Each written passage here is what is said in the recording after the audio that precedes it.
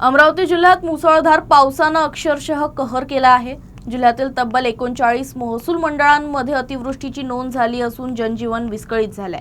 या आपत्तीत दोघांचा मृत्यू झाला असून सुमारे 38,000 हेक्टरवरील पिकं पाण्याखाली गेली आहेत।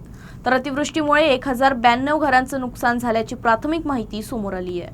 अमरावती जिल्ह्यात गेल्या काही दिवसांपासून सुरू असलेल्या मुसळधार पावसामुळे जनजीवन विस्कळीत झालंय। जिल्ह्यातील 39 महसूल मंडळांमध्ये अतिवृष्टीची नोंद झाली आहे। रेड अलर्ट दरम्यान झालेल्या संततधार पावसामुळे सुमारे 38,000 हेक्टरवरील शेती पिके पाण्याखाली गेली असून शेतकऱ्यांसमोर मोठं आर्थिक संकट निर्माण झालंय। बेंबळा नदीसह परिसरातील नद्या आणि नाले दुथडी भरून वाहत असल्यानं अनेक गावांमध्ये पूरस्थिती निर्माण झाली आहे। अतिवृष्टीमुळे 1092 घरांचे नुकसान झाल्याची प्राथमिक माहिती प्रशासनानं दिली। या आपत्तीत दोघांचा मृत्यू झाला असून प्रशासनानं बचाव आणि मदत कार्याला वेग दिला आहे। नुकसानग्रस्त भागांमध्ये पंचनामे सुरू करण्यात आले आहेत। दरम्यान स्थानिक आमदार आणि जिल्हाधिकाऱ्यांनी पूरग्रस्त भागाची पाहणी करून परिस्थितीचा आढावा घेतला।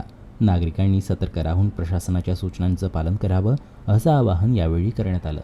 हे नेमकं भाग आहे इथे सगळं तलाव सदृश्य परिस्थिती निर्माण झालेली आहे।